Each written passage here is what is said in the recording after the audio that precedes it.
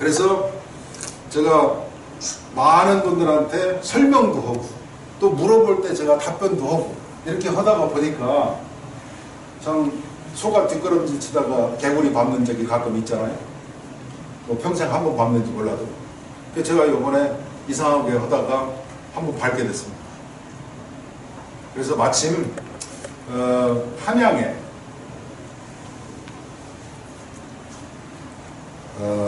다곡 리조트라고 알려져 있는데 그게 도시계획 허가가 옛날 김혁규 지사 있을 때 도시계획 허가가 나왔으니까 굉장히 오래된 프로젝트죠.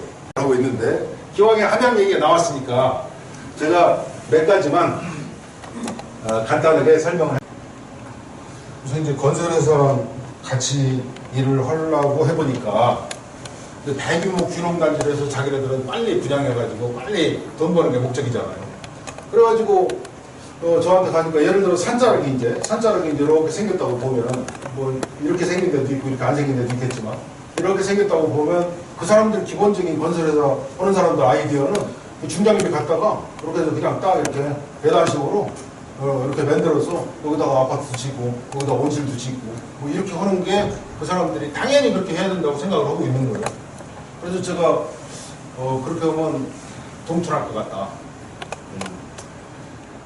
우리가 앞으로 아까도 제가 보람 있고 좀 괜찮은 여생을 앞으로 어떻게 살아가야 되느냐. 우리가 자꾸 이렇게 어려워지고 있는 게 자연하고 자꾸 멀어져서 어려워지고 있는 거잖아요. 자연을 내 마음대로 훼손한다든지 가지고 장난할 수 있는 대상으로 생각하고 지금까지 살아온 동안에 모르겠어요. 뭐 물질적인 부가 얼마만큼 늘어나는지는 모르겠지만 그게 앞으로 계속해서 지켜진다는 보장도 없을 뿐더러 너무 이제 뭐 이 환경도 안 좋아지고 너무 안 좋아졌단 말이에요. 환경이 얼마만큼 안 좋아지고 며칠 전에 여기 저 뭐예요? 광어 양식장에서 수은이 너무 많이 검출이 돼서 전부 다 버린 적이 있었잖아요. 수은이 왜 많이 검출이 돼요? 제가 기왕에 뉴스가 됐으니까 간단하게 제가 설명을 해드릴게요. 우리가 먹었을 때 몸 밖으로 배출이 되는 물질이 있고요. 배출이 안 되고 계속해서 쌓이는 물질이 있습니다. 근데 계속해서 쌓이는 물질이 우리 몸에 안 좋은 것들이에요. 우리 몸에 좋은 거는 그냥 들어보면 오줌 두면 금방 나고 비타민 C 우리한테 몸에 너무 좋잖아요. 비타민 C 아무리 많이 먹어도 괜찮다. 왜 괜찮냐? 자기 필요한 것만 남고 나머지는 화장실 가서 소변 한번 보고 싹 다 빠져나가요. 그런데 못된 것들 우리한테 안 좋은 거 예컨대 수은이랄지 나비랄지 뭐 이런 중금속은요 한번 들어오면 빠져나가는 속도가 너무 느려가지고 아예 안 빠져나간다고 해도 과언이 아닐 정도로 계속해서 축적이 되는데 우리 몸에 축적되는 거는 100% 다 지용성입니다. 지방에 녹아서 축적되는 거예요. 이렇다고 뭐 제 배 쳐다보시지 말고요. 수용성은 다 오줌으로 빠져나가요.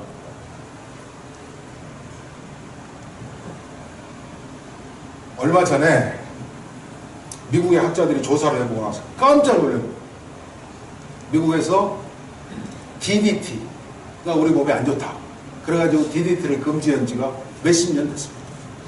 몇십 년 됐는데 아니 아직도 바다에서 잡아 자기네들이 생각할 때는 저 북극이나 남극 근처에 가서 청정해역에서 잡았다고 하는 생선에서 DDT가 다량으로 검출이 되는 거예요.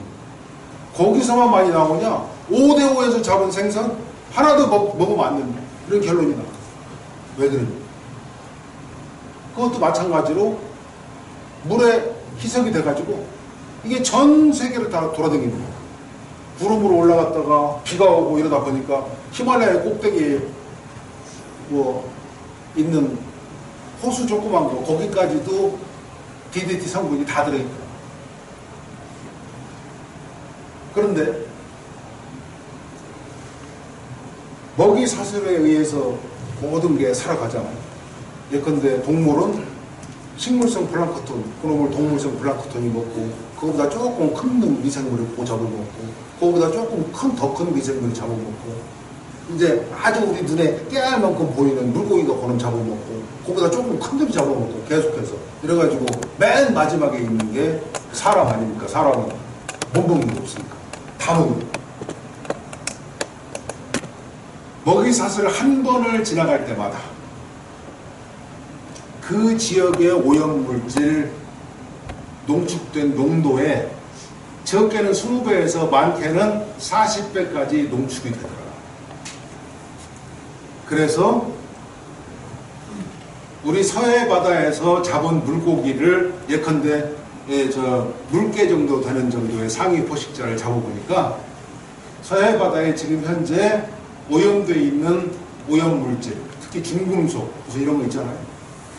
얼마만큼 바닷물에 비해서 얼마만큼이 농축되어 있냐? 2,500만 배에서 5,000만 배가 농축이 됩니다. 근데 그거 먹으면 금방 죽는 건 아니에요. 근데 좀 지나면 이제 암 걸리고 류마티스 뭐 이런 거, 응? 소위 그 자가 면역 질환이라고 하는 거 있잖아요.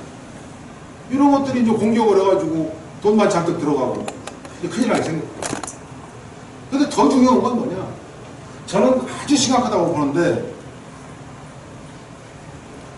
임신 기간이 길은 동물일수록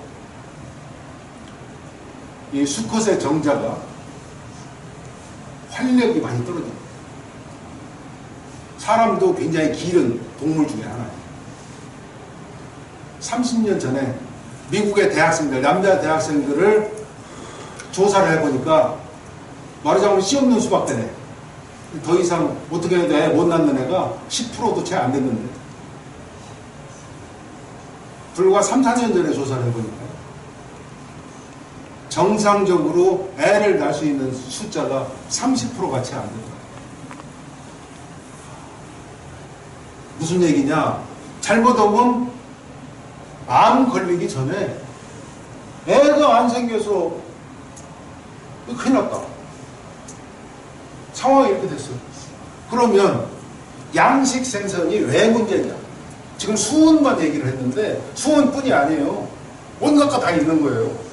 지금 발표한 게 수온만 발표한 거지. 왜 생겼냐? 본래 작은 생선은 본래 자연 상태에서는 저보다 작은 놈밖에 못 먹잖아. 지 입 벌리는 것보다 더 큰 놈을 어떻게 먹습니까? 그런데 바다에서 어마어마하게 많은 생선을 남획해가지고 그 중에서 수지 맞는 거는 팔고 나머지는 다 갈아가지고 사료를 만들잖아요.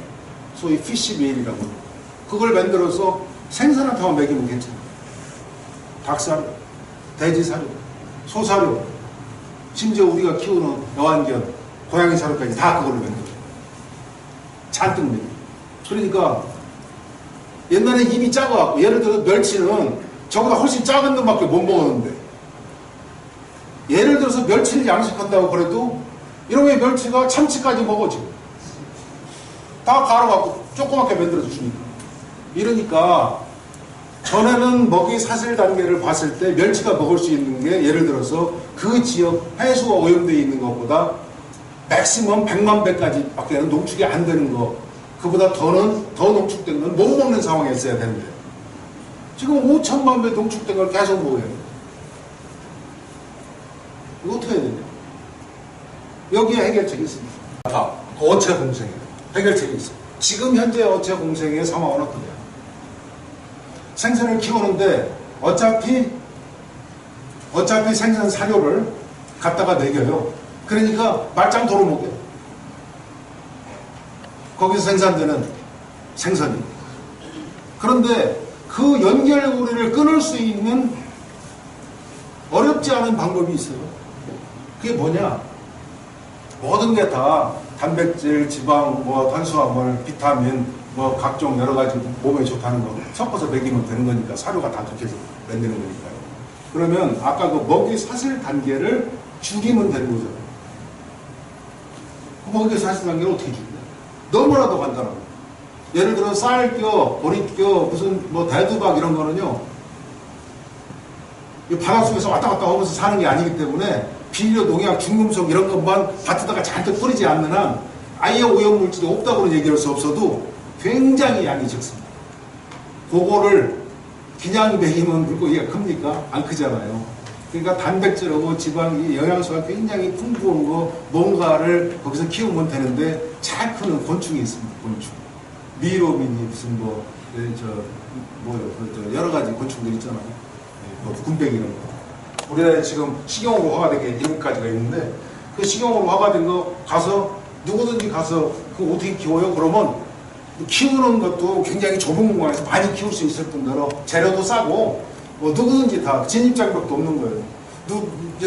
저한테 가끔 곤충 사업하면 막 수지 맞는다고 사업계에서 가지고 오는 사람도 있어. 근데 거기 보니까 무슨 뭐 의약용 뭐 화장품 무슨 기능성 식품 뭐 이런 거 거기다 잔뜩 써가지고 와요. 아니면 과자 만든다. 그래서 제가 항상 그 사람들 보고 뭐라고 하냐. 그러지 말아라. 내가 제약회사를 한다든지 내가 화장품 회사를 하고 있으면 그게 수지 맞으면 우리 사돈의 8천 중에서도 그게 뭐 진입장벽이 있는 것도 아니고 아무나 할 수 있는 거. 야, 네가 한번 해봐. 이렇게 해서 먹고 사는 게 대한민국의 재벌들 지금까지 다 먹고 사는 행태가 그런 거 아닙니까? 그런데 왜 모르는 나한테 와서 비싼 거를 사가냐고요. 아니, 한두 번은 그 샘플로 사갈 수 있을지 몰라. 근데 이놈이 수지 맞는 것 같으네. 다시는 나한테 와서 안 사가요. 그러면 어떻게 해야 되냐? 곤충을 사육해서 지가 먹는 것까지는 괜찮아요. 근데 옆에 사람들한테 식용으로 팔으려고 한다. 그건 꿈도 꾸지 마시고 그걸 가지고 동물 사료로 아까 물고기 사료랄지 돼지랄지 이런 거 동물 사료 닭 얼마나 좋아합니까? 닭. 그러니까 그런 거를 먹였을 때 그게 내가 사오는 사료 어차피 사다가 먹여야 되는 사료값하고 비교했을 때 그게 괜찮다는 생각이 들면 한번 해봐라. 그렇지 동물 사료를 제외한 나머지 거 가지고 거기서 수지 맞는다고 화장품을 화장품에서 하는 사람이 왜 당신 보고 그걸 키우라고 그랬고 안 한다. 제가 항상 그렇게 얘기를 해요. 근데 다행히 곤충이라고 하는 거는 먹는 게 굉장히 다양하고 굉장히 싼 것들을 많이 먹어요. 예를 들어서 상추 키워가지고 상추 상품성 있는 건 팔고 상품성 없는 거 못 먹게 생긴 거 갖다 주면 그거 먹고 크는 거거든요. 쌀은 우리가 먹고 쌀겨, 보리겨, 밀겨, 대두박 이런 거 갖다 주면 크는 거예요. 버섯 다 재배하고 나서 남는 버섯 배지, 회 배지 그거 주면 잘 커. 그러니까 온도하고 습도만 맞춰주면 그리고 햇빛 안 들어가게 잘만 조절해주면 그러니까 그거에서 키워가지고 그거에다가 쌀겨, 보리겨, 대두박 무슨 뭐 다른 야채, 찌꺼기 이런 것들을 다시 섞어서 단백질, 탄수화물, 지방, 비타민 그리고 몸에 좋은 것들을 몇 가지 성분을 싹 맞춰가지고 꾹꾹 눌러서 펠리처럼 만들어서 사료 만들어가지고 그걸 만들어내서 제대로 키우면 아까처럼 수은 중독돼서 버려야 될 일은 안 생깁니다. 그리고 그렇게 해서 제대로 키워내잖아요. 간단해요. 미국이나 일본에 유명한 연구소 우리나라에 있는 이상한 연구소 미국이나 일본 놈들이 한 번도 못 들어본 연구소 말고 돈 조금 더 주고요. 미국이나 일본에 있는 유명한 연구소에 가서 이거 중금속 얼마 들었나 한번 봐줘요.